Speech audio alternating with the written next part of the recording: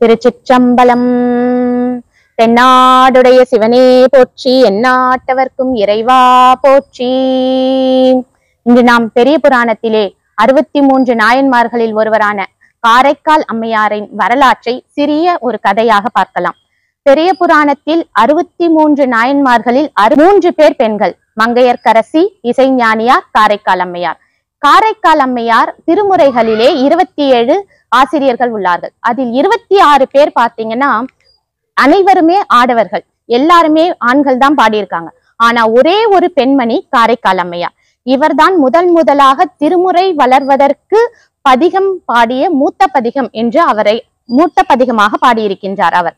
அது மட்டும் அல்லாமல் முதலில் திரு அந்தாதி, இரட்டை மணி மாலை இதையெல்லாம் பாடியவர் அருளியவர் காரைக்கால் அம்மையார் தான். இவருடைய வரலாற்றை பார்த்தோம்னா, சோழ மண்டலத்திலே காரைக்கால் நகரத்தில் ஒரு வணிக குலத்தை சார்ந்த தனதத்தன் அப்படிங்கிற ஒருத்தருக்கு அம்மையார் பிறந்தார். இதை சேக்கிழார் மிக அருமையாக பதிவு செஞ்சிருக்கிறாரு. எப்படின்னா, அவர் பிறந்ததை பொங்கிய பேர் அருள்மிகு புனிதவதியார் பிறந்தார் அப்படின்னு பதிவு பண்ணியிருக்கிறாரு.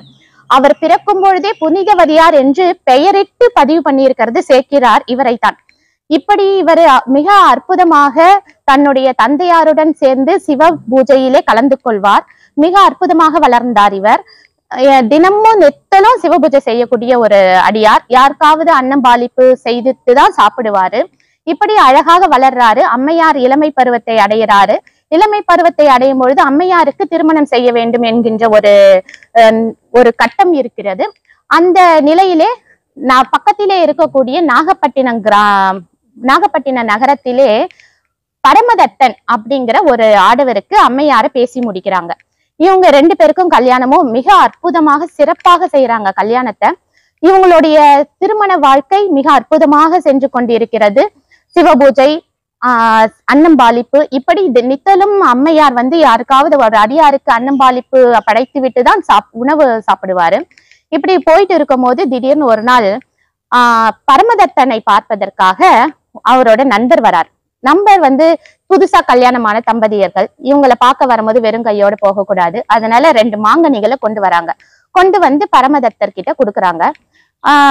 பரமதத்தர் அதை கடைப்பையனை, வணிகர் இல்லையா அவரு, கடைப்பையனை கூப்பிட்டு இதை எடுத்துட்டு போயிட்டு வீட்டுல கொடுத்துரு, உணவுக்கு ஆகும் என்று சொல் அப்படின்னு சொல்றாரு. அந்த பையனும் எடுத்துட்டு போறாரு, அம்மையார் கிட்ட கொடுக்குறாரு. கொடுத்த உடனே அம்மையார் அதை வாங்குறாரு. வாங்கி ஒரு இடத்துல வச்சுட்டு சிவபூஜை எல்லாம் முடிக்கிறாங்க. சிவபூஜை முடிச்சுட்டு மதிய உணவுக்காக காய்கறி எல்லாம் நறுக்குறாங்க. ரெடி பண்ணி வச்சுட்டு இருக்காங்க. அன்னம் ரெடி ஆயிடுச்சு, கறி ரெடி ஆகிட்டே இருக்குது. அந்த நேரத்துல அம்மையாருடைய வீட்டுக்கு ஒரு சிவனடியார் வராரு. சிவனடியார் வந்த உடனே அம்மையார் விழுந்து வணங்குறாங்க. அவருக்கு அன்னம்பாலிப்பு அமைக்கணும். உட்கார வச்சிடுறாங்க, இலை போட்டுடுறாங்க, சாப்பாடு போட்டுடுறாங்க. அன்னம் போட்ட உடனே கறி இல்லை. கறி அப்பதான் ரெடி ஆகிட்டு இருக்குது. கறி மதிய வேலை, என்ன பண்றதுன்னு தெரியல. உடனே அவங்களுக்கு நினைவு வருது, கடைப்பையன் எடுத்துட்டு 2 மாங்கனி கொடுத்துட்டு போனது. அந்த மாங்கனியை எடுத்து ஒன்னத்தை நறுக்கி அடியாருக்கு அமுது படைச்சிடுறாங்க. அடியாரம் சாப்பிட்டுறாரு. அற்புதமா அடியார் கிளம்பிடுறாரு. கொஞ்ச நேரம் கழிச்சு பரமதத்தர் வீட்டுக்கு வராரு. வீட்டுக்கு வந்த உடனே அம்மையார் கிட்ட அன்னம்பாலிப்புக்கு உட்கார்றாரு. அன்னம்பாலிப்பு பண்றாங்க அம்மையார். மாங்கனியை எடுத்து 1 நறுக்கி வைக்கிறாங்க. அதை பரமதத்தன் சாப்பிட்ட உடனே, பரமதத்தன் வணிகர், அதனால அற்புதமா சொல்றாரு, மாங்கனி ரொம்ப சுவையா இருக்குதே, அப்போ இன்னொரு மாங்கனி கொடுத்தனே, அதையும் கொண்டு வா அப்படின்னு சொல்றாங்க பரமதத்தன். அம்மையார் உடனே தவிச்சு போயிடுறாங்க. இன்னொரு மாங்கனியை தான் அடியாருக்கு அம்மையார் விருந்து படைச்சிட்டாங்க. என்ன பண்றதுன்னு தெரியல. அவர்கிட்ட சொல்லி இருக்கலாம், பரமதத்தர் கிட்ட ஒரு அடியார் வந்தாரு, அமுது படைச்சிட்டேன் அப்படின்னு. ஆனா அம்மையார் அப்படி சொல்லல. ஏன்னாக்கா கணவர் கேட்டுட்டாரு. கேட்ட பிறகு இத சொல்லக்கூடாதே அப்படிங்கறதுனால என்ன பண்றாங்க, போய் தவிக்கிறாங்க. சிவபெருமான் கிட்ட போறாங்க. அவங்களுக்கு தெரிஞ்சதெல்லாம் சிவபெருமான் கிட்ட வேண்டி நிக்கிறது தான். அதனால சிவபெருமான் கிட்ட போயிட்டு கேக்குறாங்க, நான் என்ன பண்றது, அடியாருக்கு அமுது படைச்சிட்டேன். இப்போ கணவர் கேக்குறாரு, நான் என்ன பண்ணட்டும் சுவாமி, நீங்க தான் சொல்லணும், என்ன சொல்லணும் கேக்குறாங்க. கேட்டுக்கிட்டே இருக்காங்க. கொஞ்ச நேரம் கழிச்சு சுவாமி ஒரு மாங்கனிய கையில கொடுக்குறாரு. கொடுத்த உடனே அம்மையாருக்கு ரொம்ப சந்தோஷமாயிடுது.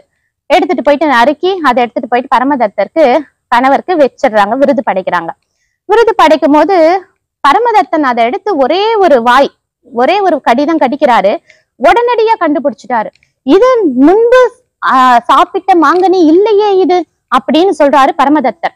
உடனடியா இதனோட சுவை எப்படி இருக்குதுன்னா சொல்ல முடியாத அளவுக்கு அந்த மாங்கனி அவ்வளவு ஒரு சுவையா இருக்குது பரமதத்தர். உடனே கண்டுபிடிச்ச உடனே அம்மையார் வந்து என்ன சொல்றதுன்னு தெரியல, உண்மையை வந்து சொல்றாங்க அம்மையார். இந்த மாதிரி ஒரு அடியார் வந்தாரு, அவருக்கு அமுது படைச்சிட்டேன், அதனால நான் இன்னொரு மாங்கனிய வந்து பெருமான் கிட்ட கேட்டேன், பெருமான் உடனே என் கையில கொடுத்துட்டாரு, அதுதான் இந்த மாங்கனின்னு சொல்றாரு. பரமதத்தன் இதை நம்பல. இப்போ நீ கொடுத்தது மாங்கனி சிவபெருமான் கொடுத்ததா இருந்தா இன்னொரு ஒரு மாங்கனியை உன் சிவபெருமான கொடுக்க சொல்லு அப்படின்னு சொல்றாரு.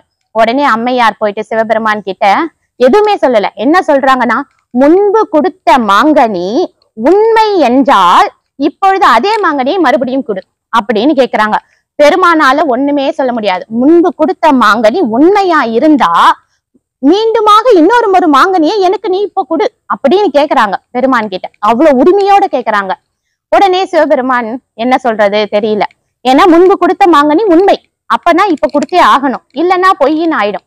அதனால இன்னொரு மாங்கனிய அம்மையாருடைய கையில வர வைக்கிறாரு. வந்த உடனே இத நேர்ல பாக்குறாரு பரமதத்தன். பார்த்த உடனே அம்மையாருக்கு இவ்வளவு பெரிய சிவபக்தியா, இவருடன் வாழக்கூடிய தகுதி நம்மளுக்கு இருக்குதா அப்படின்னு யோசிக்கிறாரு பரமதத்தன்.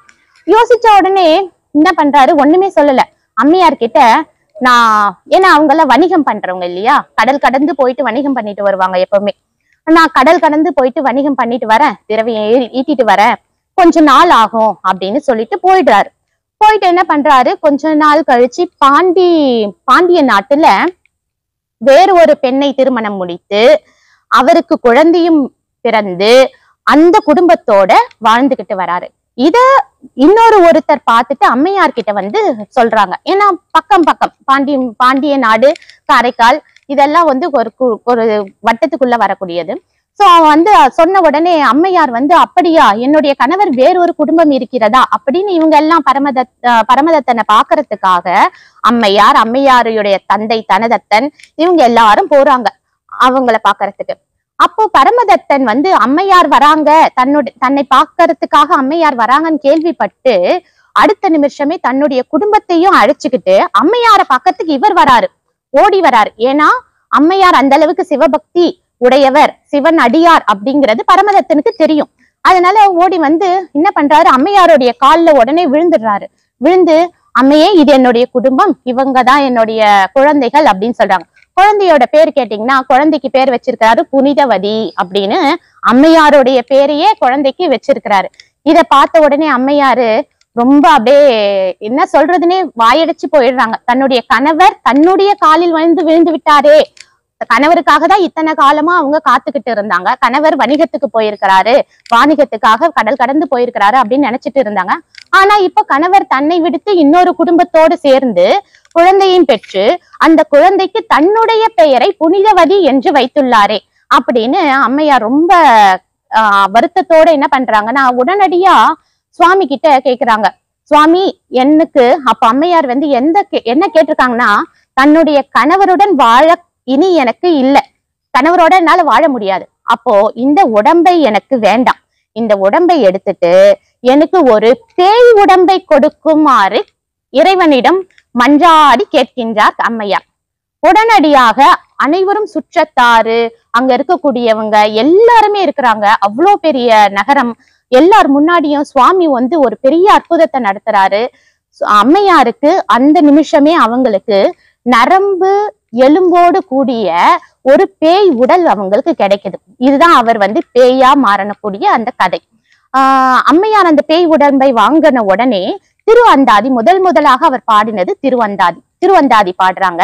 பாடி முடிச்சதுக்கு அப்புறமா அம்மையார் வந்து சுவாமிய திருக்கையிலையில் அவரை காண வேண்டும், கைலாயத்துக்கே சென்று சுவாமியை சிவபெருமானையும் அம்மையையும் காணணும் அப்படின்னுட்டு போறாங்க. போகும்போது திருக்கைலாயம் அடைஞ்சிடுறாங்க, கிட்ட போயிட்டாங்க. கைலாயம் பார்த்த உடனே எங்க பார்த்தாலும் சிவலிங்கமா இருக்குது, எந்த இடத்த பார்த்தாலும் அவங்களுக்கு சுவாமியா தெரியறாங்க. இந்த கைலாயத்துல நான் எப்படி என்னோட காலை வச்சு நடக்கிறது அப்படின்னு யோசிக்கிறாங்க. உடனே காலை வச்சுதானே நடந்து போக முடியாது, என்னோட தலையால நான் நடக்கிறேன் அப்படின்னு சொல்லிட்டு தலை கீழே இருக்கு, கால் மேல இருக்கு, தலையால நடந்து போறாங்க. ஒரு அளவுக்கு தூரம் நடந்து போயிட்டாங்க. போன உடனே மேல வந்து சுவாமியும் சிவபெருமானும் உமாதேவியும் அமர்ந்து இருக்கிறாங்க. உமாதேவி அதை பார்த்துட்டு, அதுவும் பேய் வடிவத்துல தலை கீழா தலையால நடந்து ஒரு பெண்மகள் வருகிறாளே, இவள் யாழ் அப்படின்னு அஞ்சி சிவபெருமான் கிட்ட கேக்குறாங்க.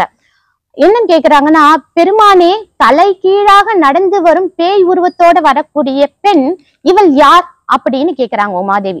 அதுக்கு சிவபெருமான் சொல்றாங்க பாருங்க, இது ரொம்ப முக்கியமான விஷயம்.